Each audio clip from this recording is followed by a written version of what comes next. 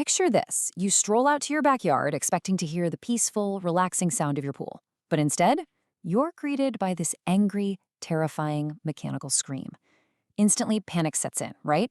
You start doing the math in your head, picturing a total system failure and a massive replacement bill, creeping upwards of $1,500. But what if I told you that in a lot of cases, that horrible noise is actually pointing to a tiny, super inexpensive component that costs less than $25 to fix? Welcome to This Explainer. Today, we're translating pool pump noises, diagnosing the system, and fixing it up. Our goal here is pretty simple. We are going to decode those intimidating, frustrating, and just plain bizarre noises your pump makes. By the end of this, you'll have the exact know-how to troubleshoot these issues yourself, which is going to save you hundreds of dollars and a whole lot of unnecessary stress. Look, a healthy pool pump should just hum quietly in the background. Honestly, you should be able to hold a normal conversation standing right next to it. So when that gentle hum turns into a harsh grind, a screech, or this heavy vibration, your pump is literally trying to communicate with you.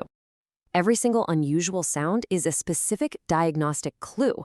It's pointing straight to either a mechanical breakdown, an airflow issue, or an electrical failure.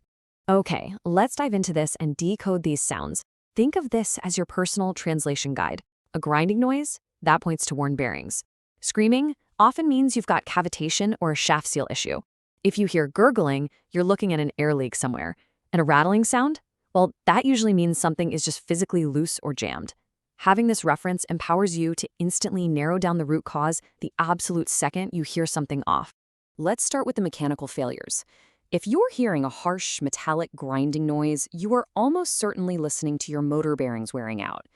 These are small steel rings that let the shaft spin smoothly, and when their lubrication fails, well, metal grinds against metal. It's awful, and if you ignore it, the whole motor seizes up. On the flip side, a rattling noise is usually way simpler. We're talking loose mounting bolts on your equipment pad, or maybe just a tiny pebble that bypassed your basket and lodged itself right into the spinning impeller. Now, what about one of the most alarming sounds you can hear? That high-pitched screech or scream. This is very often caused by something called cavitation. Cavitation happens when your pump is essentially starving for water. Because it can't draw enough water in, the impeller ends up spinning in a partial vacuum. This creates tiny vapor bubbles that collapse with incredible violent force. I mean, it sounds like an animal in distress. And if you just let it keep doing that, those micro implosions will literally pit and erode the solid metal of your impeller over time. Yikes! Fortunately, the fixes for flow-related noises like screaming and gurgling are mostly totally free DIY tasks. First things first, always verify your water level is right at the middle of the skimmer opening. Next, empty those baskets. Even a partially full skimmer restricts flow. Make sure nobody accidentally closed a suction valve, too. Finally, if you're hearing that gurgling sound, you definitely have an air leak. You can track this down using the famous shaving cream test. Just spray normal shaving cream around your pipe joints and the pump lid while it's running. If the cream gets sucked inward, boom, you found exactly where the air is getting in. And that usually just requires a cheap replacement O-ring or a little thread sealant. All right, let's transition to the most common and honestly the most deceptive sound of them all. The loud, continuous electrical hum. The pump isn't spinning, zero water is moving, the casing is getting super hot, and all you hear is this aggressive buzz. The motor is desperately trying to start, but the shaft is completely frozen.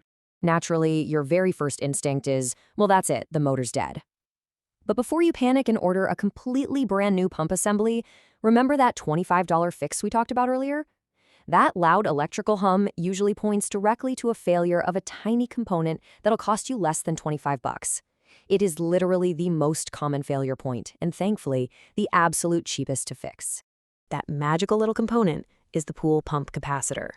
You see, single-phase induction motors, which is exactly what your pool pump is, cannot start themselves. They need a massive jolt of energy to get spinning up to their normal 3450 RPM. Think of the capacitor exactly like the battery in your car. Just like your car needs the battery to crank the engine before the alternator can take over, your pump desperately needs the capacitor to provide that initial high-torque energy boost to get that heavy motor turning. And this brilliantly illustrates the two different types of capacitors you might find under the hood of your pump. Start capacitors are usually housed in this black or brown plastic at the rear of the motor. They deliver a massive boost, but literally only for the first 2 to 3 seconds of startup. Then you have run capacitors. These are usually silver or gray metal cylinders sitting right on top of the motor. They stay engaged continuously to keep everything running efficiently. Some pumps have one, some have both. And if either one fails, your motor is going to seriously struggle.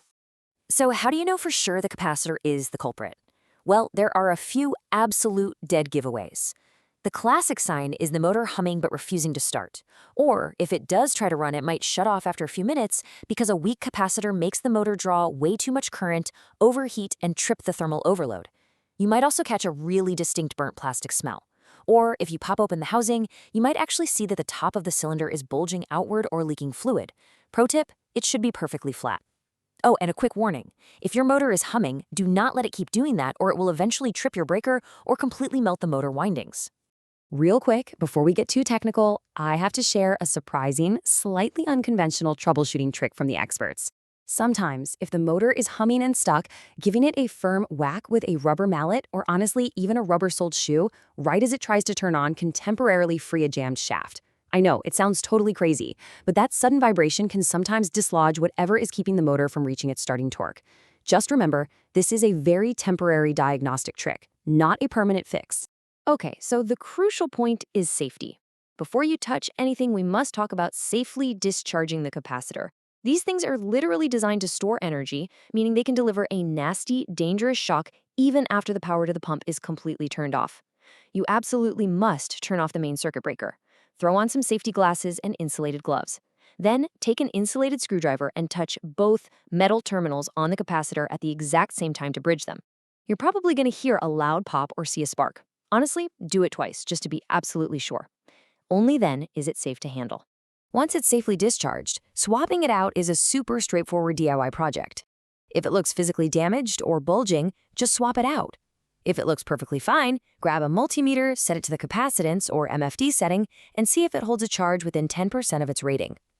Now, when you're buying a replacement, you can actually use one with a higher voltage rating, but you absolutely must make sure the MFD rating matches exactly, especially for run capacitors. If you mess that up, you risk overheating your motor.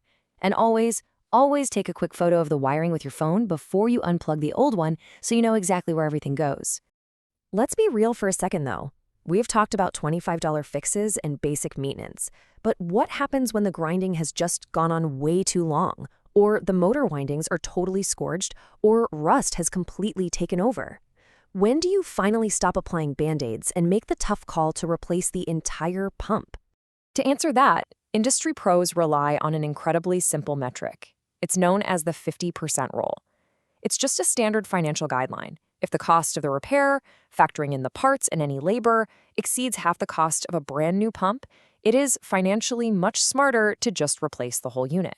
You'll get a fresh warranty and a system that isn't prone to cascading failures down the road. Here is the exact decision matrix you should use. If your pump is relatively young, say under 8 years old, and you just need a new set of bearings or a shaft seal for under $200, absolutely repair it, no question. However, if your pump is over a decade old, or if you smell that acrid, burning electrical wire smell, which means the windings are fried, or if your repair bill is creeping up towards $400 or $500, yeah, replacement is for sure the way to go. Let's move to and see how this builds into one more massive reason to consider replacement: energy efficiency. If you are still running an old-school single-speed pump, a catastrophic failure might actually be a huge blessing in disguise. Upgrading to a modern variable speed pump can cut your pool's energy consumption by a staggering 50 to 70%. Because they can run at lower speeds for longer times, they're dramatically quieter and just infinitely more efficient. The energy savings alone will often pay for the cost of the new pump within just 2 or 3 years. It's a brilliant long-term investment. Ultimately, you guys, your pool equipment isn't just some mysterious black box sitting on a concrete pad. It's a mechanical system that speaks its own distinct language.